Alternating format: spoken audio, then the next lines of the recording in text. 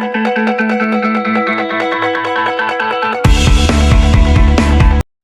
morning, guys. Happy Sunday. It's another match day in the office for match review, and this time we're taking a look at Manchester City. They'll be welcoming Liverpool right there at the Etihad Stadium with a capacity of 53,400. And the officiating man for the game will be none other than the big man Anthony Taylor. He will be the man to officiate the game, and the match will be played 5:30 Nigerian time and 4:30 GMT for those that will be watching from all over around the world.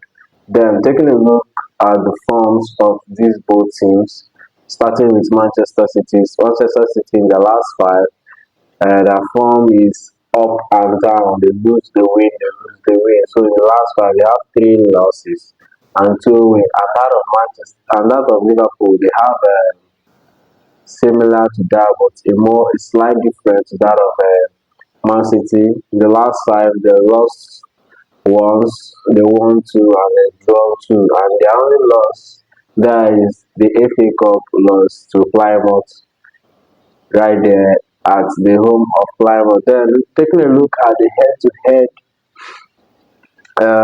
five matches between the Man City has been dominant in this encounter. Liverpool has a win. Manchester City has two wins with two draws. And the last time Liverpool won was they won last year. That was on the 1st of December 2024. And they won two goals, courtesy of goals from Salah and I guess Dominic Soboslai. Then and the goal scored in changes to it is 9 goals for Manchester City and 7 goals for Liverpool. So Manchester City are 2 goals more ahead of Liverpool in goals scored in the encounter the last five.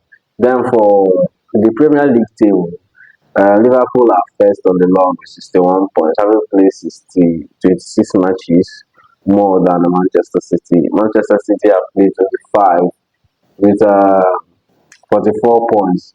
Then taking a look at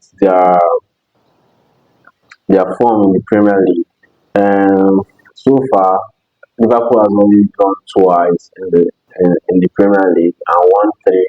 And for Manchester City, they won three, lost one, and they drew one in the last five in the Premier League.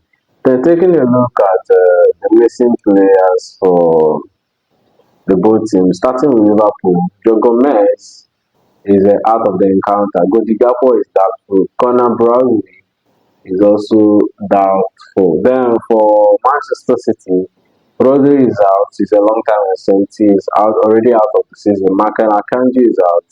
Oscar Bob is doubtful. Ellen Haaland is doubtful. John Stones is out of this encounter.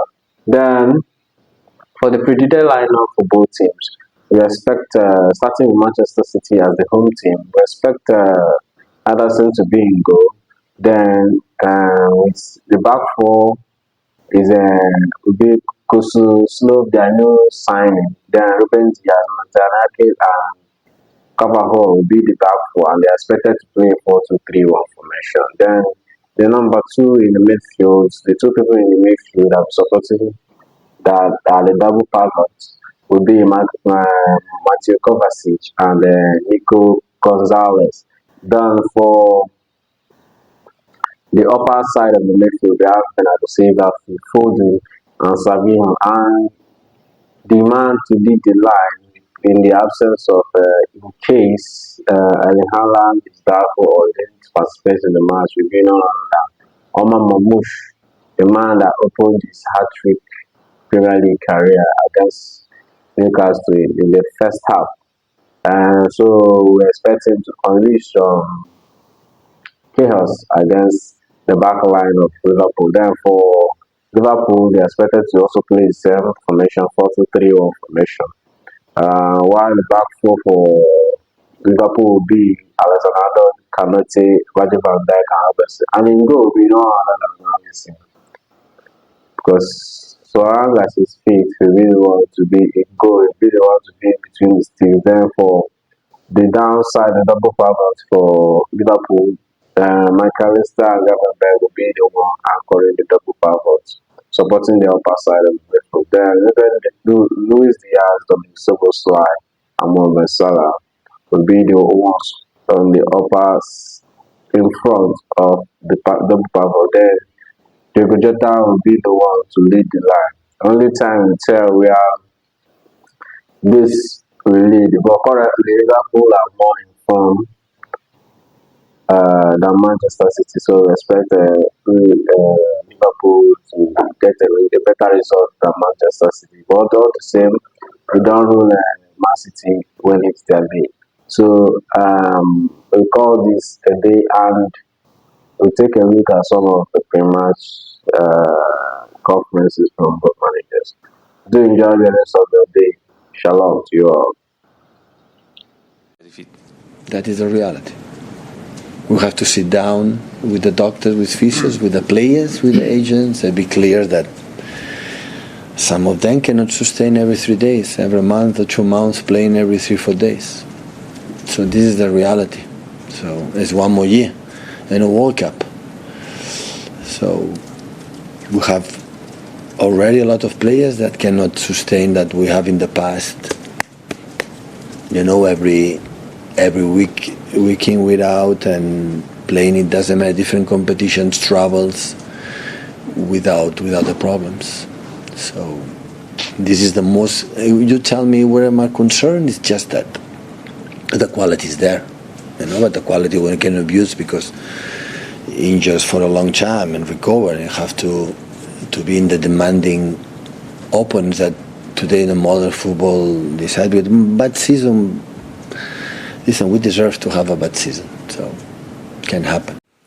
I think the biggest question to be asked is from Man City, because we face a strong team again, like we faced Villa. So Arsenal plays before us, but we know that doesn't make the game easier or more difficult that we have against City. We know we have 12 games to play, and Arsenal has 13 games to play, and if we constantly look at Arsenal or what other teams are doing, that would not help us. So we know already how difficult it is to go to the Etihad. So we don't need Arsenal to get involved in that even more. Yeah, I mean, it's the last win in the league came in 2015. Obviously, Liverpool have won in the Champions League since then in 2018. So what are you expecting, though, from City? Because they've had a disappointing season. They've had that disappointment in the Champions League, and obviously fighting for points to make sure they're in the Champions League next season. Yeah, what I always expect from City since Pep is there. A great football team that can play so well, and they've had maybe one or 2 months in the 7 or 8 years he's there now that weren't the best, maybe partly because of injuries as well. Injuries come back. They've signed 3 or 4 players. I can see them coming back already if you look at the result against Newcastle. So what you expect is what everybody expects if you go to the Etihad, if you play against City. Yeah, you have to suffer as well and work really hard to keep them away from your goal, because they are so good in ball possession. But yeah, they face a strong team as well that haven't lost for 22 games now.